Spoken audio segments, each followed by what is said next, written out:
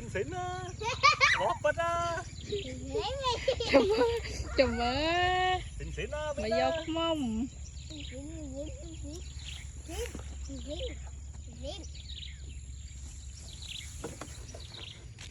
Cháu là bay á. Viên này nắng này.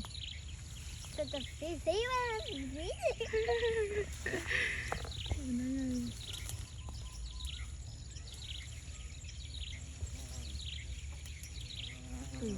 Thật đấy không?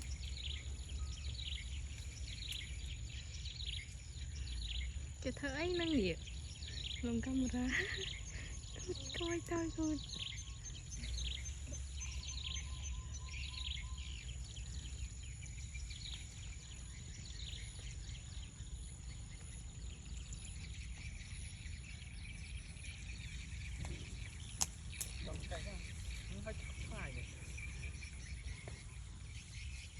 Đấy sao mà trong phải họ.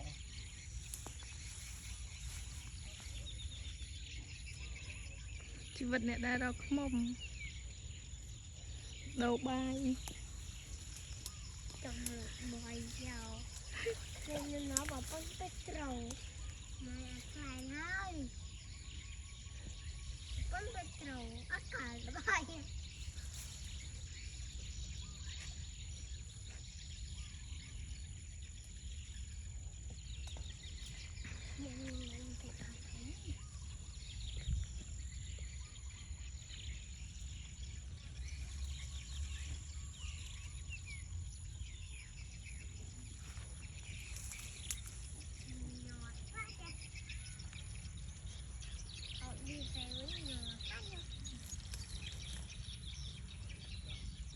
Môn thì thơ ạ.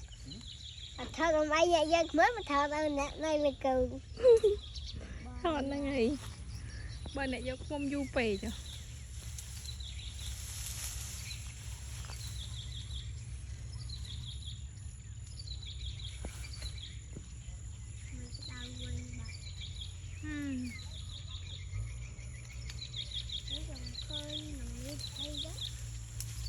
Ừ.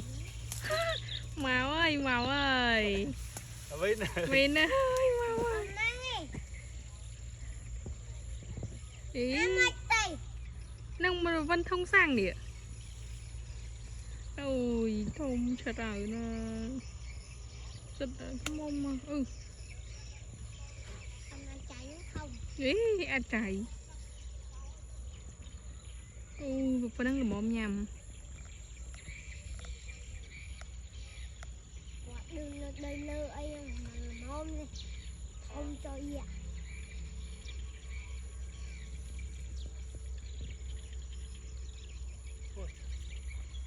Ôi xin lỗi mà. Nôm na các bạn ơi. Trong kia đã camera thôi.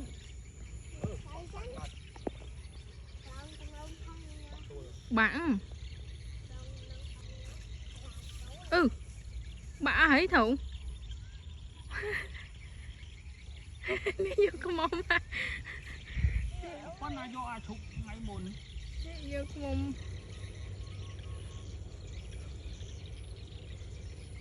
Vô có mông tăng piu phân chan côm ở đây nữa sao phân chan tiền.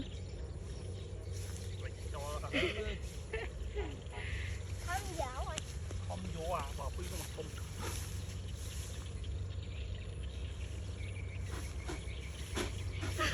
Ơi, mà